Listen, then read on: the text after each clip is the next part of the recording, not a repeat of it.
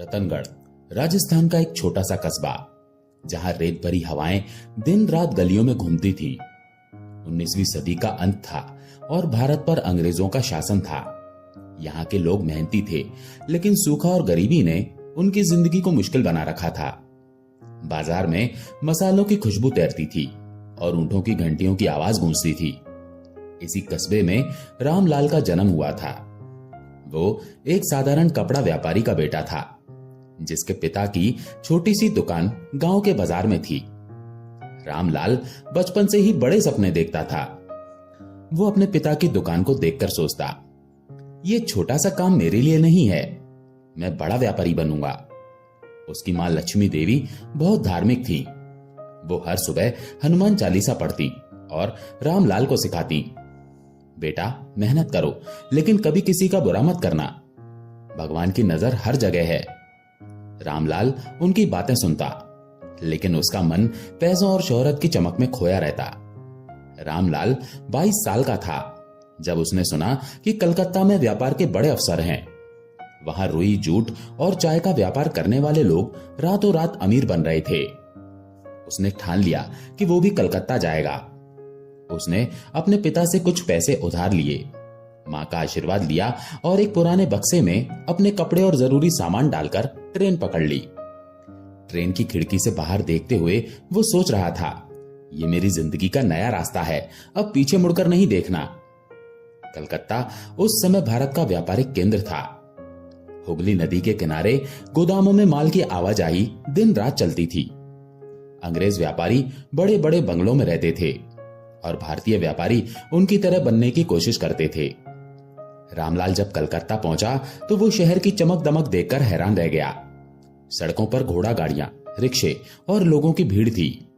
बाजारों में रुई, जूट और मसालों की बोली लग रही थी। उसने सोचा, यही वो जगह है जहां मैं अपनी किस्मत बदलूंगा। पहले कुछ महीने रामलाल के लिए आसान नहीं थे। उसके पास ज्यादा पैसे नहीं थे और वो एक छोटे से कमरे में रहता था, जहां बारिश में छत टपकती थी। वो दिन रात बाजारों में घूमता, व्यापारियों से मिलता और रुई के व्यापार के बारे में सीखता। उसे पता चला कि रुई का व्यापार बहुत मुनाफे वाला है, लेकिन इसके लिए पूंजी चाहिए। रामलाल के पास इतना पैसा नहीं था कि वो अकेले बड़ा व्यापार शुरू कर सके। वो निराश होने लगा। एक दिन वो हुगली नदी के किनारे एक चाय के ढाबे पर बैठा था। वहां उसकी मुलाकात श्यामल से हुई। श्यामल 25 साल का बंगाली युवक था, जो पास के गांव से कलकत्ता आया था। वो लंबा, दुबला पतला था और उसकी आंखों में एक सादगी थी। श्यामल ने रामलाल को देखकर मुस्कुराया और कहा, क्या बात है भाई, आप इतने उदास क्यों हैं? रामलाल ने अपनी कहानी सुनाई। श्यामल ने ध्यान से सुना और बोला, मेरा भी यही सपना है, मैं भी व्यापार करना चाहता हूं। मेरे पास कुछ पैसे हैं जो मैंने सालों तक बचाए हैं। अगर हम दोनों मिलकर काम करें तो बड़ा व्यापार शुरू कर सकते हैं। रामलाल को श्यामल की बात में दम लगा। उसने सोचा, ये लड़का सीधा साधा है, इससे काम आसान हो जाएगा। दोनों ने तय किया कि वे रुई का व्यापार शुरू करेंगे। रामलाल ने अपने पैसे और श्यामल ने अपनी जमा पूंजी मिलाई। श्यामल ने कहा, मैं यहां का हूं, मुझे बाजार की समझ है, मैं सारा हिसाब किताब रखूंगा। रामलाल को यह ठीक लगा, क्योंकि उसे हिसाब किताब में ज्यादा दिलचस्पी नहीं थी। रामलाल और श्यामल की दोस्ती गहरी होने लगी। वे दिन रात साथ में बाजार जाते, व्यापारियों से सौदे करते और रुई के दामों पर चर्चा करते। श्यामल का स्वभाव बहुत मिलनसार था। वो हर किसी से हंसकर बात करता और लोग उसे पसंद करने लगे। रामलाल को इससे थोड़ी जलन होती, लेकिन वो इसे दबा देता। वो सोचता, ये लड़का मेरे लिए फायदेमंद है, इसकी वजह से व्यापार चल रहा है। उनका व्यापार धीरे धीरे बढ़ने लगा। उन्होंने एक छोटा सा गोदाम किराए पर लिया, जहां वे रुई की गठरियां रखते थे। श्यामल सारा पैसा अपने पास रखता था, क्योंकि वो हिसाब किताब में माहिर था। रामलाल को यह ठीक लगता, क्योंकि वो नहीं चाहता था कि छोटी छोटी बातों में उसका दिमाग खराब हो। लेकिन एक बात उसे खटकती थी, श्यामल ने कोई लिखित हिसाब नहीं रखा था, सब कुछ मौखिक विश्वास पर चल रहा था। एक रात जब वे गोदाम में बैठकर हिसाब कर रहे थे, रामलाल ने कहा, श्यामल, हमें पैसे का हिसाब लिखना चाहिए, क्या पता कब जरूरत पड़ जाए। श्यामल ने हंसकर कहा, अरे रामलाल भाई, तुम भी कितना सोचते हो, हम दोस्त हैं, विश्वास से बड़ा कोई हिसाब नहीं होता। रामलाल चुप हो गया, लेकिन उसके मन में एक अजीब सी बेचैनी थी। समय के साथ रामलाल के मन में लालच पनपने लगा। वो देखता कि श्यामल कितनी मेहनत करता है और उसे लगता कि सारा मुनाफा आधा आधा बांटना ठीक नहीं है। वो सोचता, मैंने इस व्यापार का आइडिया दिया था, मैंने रतनगढ़ से इतना दूर आकर सब कुछ दांव पर लगाया, और ये श्यामल, ये तो बस मेरे साथ आ गया। एक दिन एक बड़ा व्यापारी उनके गोदाम आया। उसने उनकी रुई देखी और एक बड़े सौदे का प्रस्ताव दिया। अगर ये सौदा हो जाता तो उन्हें कई गुना मुनाफा होता। श्यामल ने उत्साह से सौदा पक्का कर लिया और रामलाल से कहा, यह हमारी जिंदगी बदल देगा, अब हम बड़े व्यापारी बन जाएंगे। लेकिन रामलाल के मन में कुछ और ही चल रहा था। उसने सोचा, अगर ये सौदा मेरे अकेले के नाम पर हो तो सारा पैसा मेरा होगा, श्यामल को क्यों हिस्सा दूं? उस रात वो देर तक जागता रहा। उसका मन कह रहा था कि यह गलत है, लेकिन लालच ने उसकी बुद्धि पर पर्दा डाल दिया। उसने एक खतरनाक योजना बनाई। रामलाल ने श्यामल से कहा कि उन्हें खड़गपुर जाना चाहिए, जहां एक बड़ा रुई का बाजार है। खड़गपुर उस समय बंगाल और उड़ीसा की सीमा पर एक महत्वपूर्ण रेलवे जंक्शन था। वहां व्यापारियों की भीड़ रहती थी और सौदे जल्दी पक्के हो जाते थे। श्यामल को यह विचार पसंद आया। उसने कहा, चलो हम वहां जाकर नए व्यापारियों से मिलते हैं। दोनों खड़गपुर के लिए ट्रेन में सवार हुए। रामलाल ने रास्ते में श्यामल से खूब हंसी मजाक किया ताकि उसे कोई शक न हो, लेकिन उसके मन में खतरनाक योजना तैयार थी। उसने सुना था कि खड़गपुर में कुछ लोग पैसे के लिए गलत काम करने को तैयार रहते हैं। वो ऐसा ही कोई मौका ढूंढ रहा था। खड़गपुर स्टेशन पर उतरते ही रामलाल ने श्यामल से कहा, तुम यहां रुको, मैं एक पुराने दोस्त से मिलकर आता हूं। वो स्टेशन के पास एक छोटे से ढाबे पर गया, जहां एक भजिया पकौड़ा बेचने वाला बैठा था। उसका नाम था कालीचरण। कालीचरण का चेहरा सख्त था और उसकी आंखों में एक चालाकी थी। रामलाल ने उससे धीमी आवाज में बात की। उसने कहा, मुझे एक काम करवाना है, इसके लिए अच्छे पैसे मिलेंगे। कालीचरण ने मुस्कुराकर कहा, कैसा काम सेठ, बोलो, सब हो जाएगा। रामलाल ने अपनी योजना बताई। वो चाहता था कि श्यामल को रास्ते से हटाया जाए और इसका कोई सबूत न बचे। कालीचरण ने कहा, यह आसान है, मेरी पत्नी खाना बनाती है, हम उसे ऐसा खाना खिलाएंगे कि वो रात को सो जाए और फिर कभी न उठे। रामलाल के मन में थोड़ा डर था, लेकिन उसने खुद को समझाया, कोई सबूत नहीं होगा, श्यामल यहां अजनबी है, कोई उसे ढूंढेगा नहीं। उसने कालीचरण को कुछ पैसे दिए और कहा, बाकी पैसे काम होने के बाद। उसी रात रामलाल श्यामल को कालीचरण के ढाबे पर ले गया।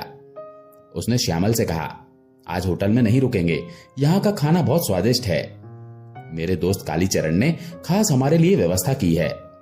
श्यामल को कोई शक नहीं हुआ। वो हंसते हुए बोला, वाह रामलाल, तुम तो बड़े दिल वाले हो। कालीचरण और उसकी पत्नी मालती ने बड़े प्यार से उनका स्वागत किया।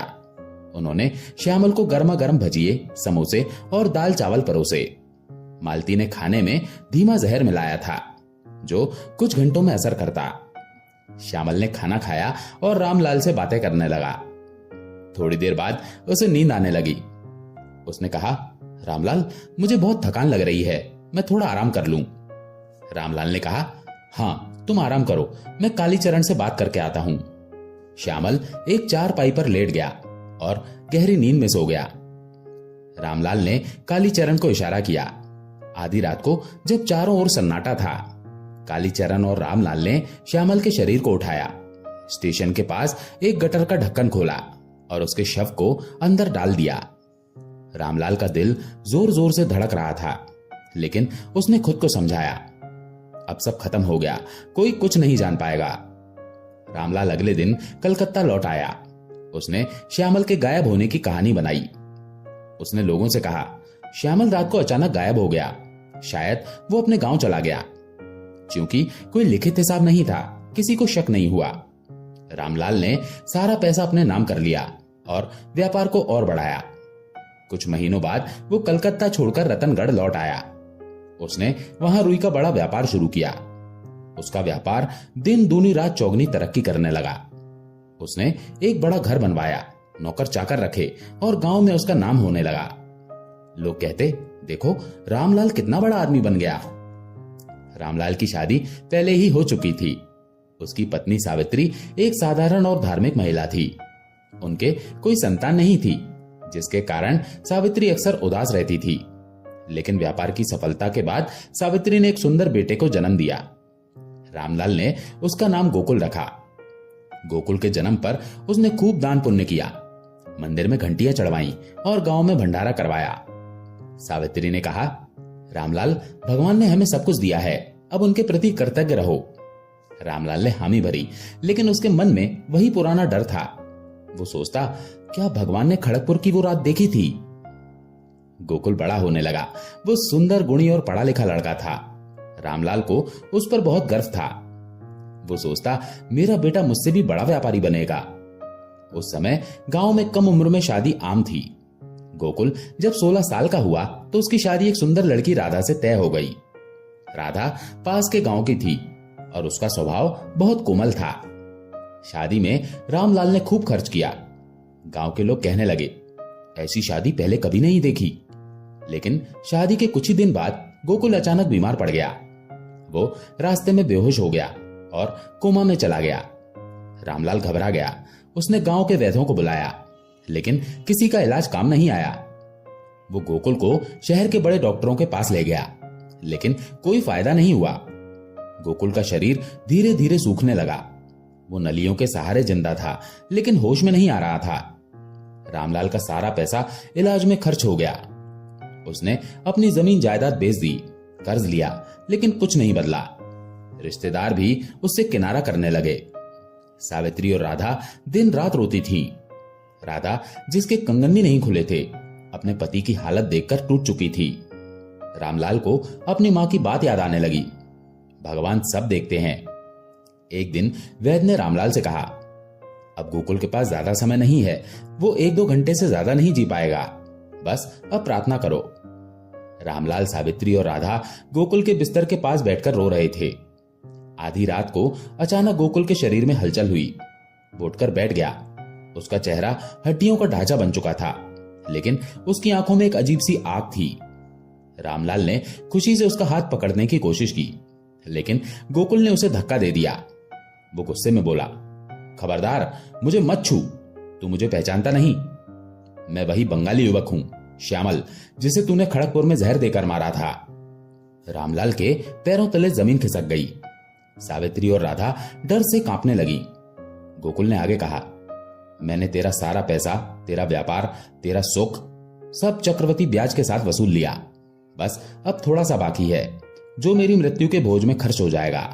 और अगर तूने वो भी नहीं किया तो मैं तुझे अगले जन्म में भी नहीं छोड़ूंगा। उसने राधा की ओर देखा और कहा, और तू जो विधवा बनने वाली है, तू वही खोमचे वाले की पत्नी मालती है, जिसने मेरे खाने में जहर मिलाया था। अब तुझे जीवन भर विधवा का दुख भोगना पड़ेगा। ये कहकर गोकुल ने गहरी सांस ली और फिर हमेशा के लिए शांत हो गया। रामलाल स्तब्ध था। सावित्री को अब तक नहीं पता था कि उसने ऐसा घिनौना काम किया था। रामलाल ने रोते हुए कहा, मैं सोचता था कि कोई नहीं देख रहा, लेकिन भगवान की आंखें सब जगह हैं। आज मुझे समझ आ गया कि कर्म का फल सबको मिलता है। सावित्री के लिए यह खुलासा एक बड़ा झटका था। वो रामलाल की पत्नी थी, लेकिन उसे कभी नहीं पता था कि उसका पति इतना बड़ा पाप कर चुका है। वो अपने बेटे के मरने के गम में पहले ही टूट चुकी थी, और अब ये सच सुनकर उसका दिल और भारी हो गया। उसने रामलाल से कहा, तुमने ये सब क्यों किया? हमारी जिंदगी तो ठीक चल रही थी, तुम्हारे लालच ने सब बर्बाद कर दिया। सावित्री रात रात भर जागती और भगवान से प्रार्थना करती, हे प्रभु, मेरे पति ने पाप किया, लेकिन क्या मेरा कोई दोष नहीं था? क्या मैंने उसका साथ देकर गलती की? वो गांव के मंदिर जाती और घंटों हनुमान चालीसा पढ़ती। उसे लगता कि शायद भक्ति से उसका मन हल्का हो जाए। राधा की जिंदगी भी उजड़ चुकी थी। वो 16 साल की थी जब उसकी शादी गोकुल से हुई थी। वो सपने देखती थी कि वो अपने पति के साथ सुखी जीवन बिताएगी, लेकिन शादी के कुछ ही दिन बाद गोकुल की बीमारी ने उसके सारे सपने तोड़ दिए। जब गोकुल ने मरने से पहले खुलासा किया कि वो पिछले जन्म में मालती थी, तो राधा का मन और टूट गया। वो सोचती, मैंने पिछले जन्म में ऐसा क्या किया कि मुझे ये सजा मिली। राधा अपने ससुराल में रहती थी, लेकिन वहां अब कोई सुख नहीं था। गांव के लोग उसे बदकिस्मत कहने लगे। वो मंदिर में जाकर भगवान से पूछती, मुझे दुख क्यों, क्या मेरा कोई भविष्य नहीं है?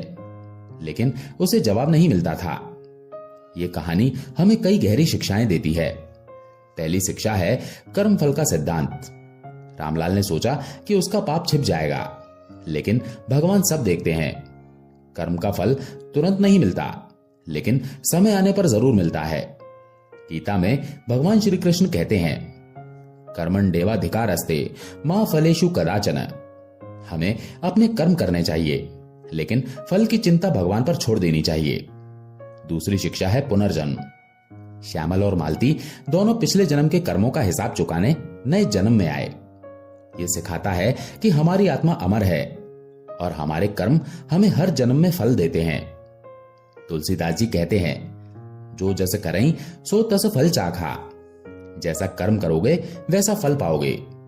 तीसरी शिक्षा है क्षमा और समता। रामलाल अगर लालच छोड़कर श्यामल के साथ ईमानदारी से काम करता तो उसका जीवन नष्ट नहीं होता। तुलसीदास जी कहते हैं, ममता राम सो समता सब संसार। भगवान में भक्ति और संसार में समान व्यवहार ही हमें भवसागर से पार ले जाता है।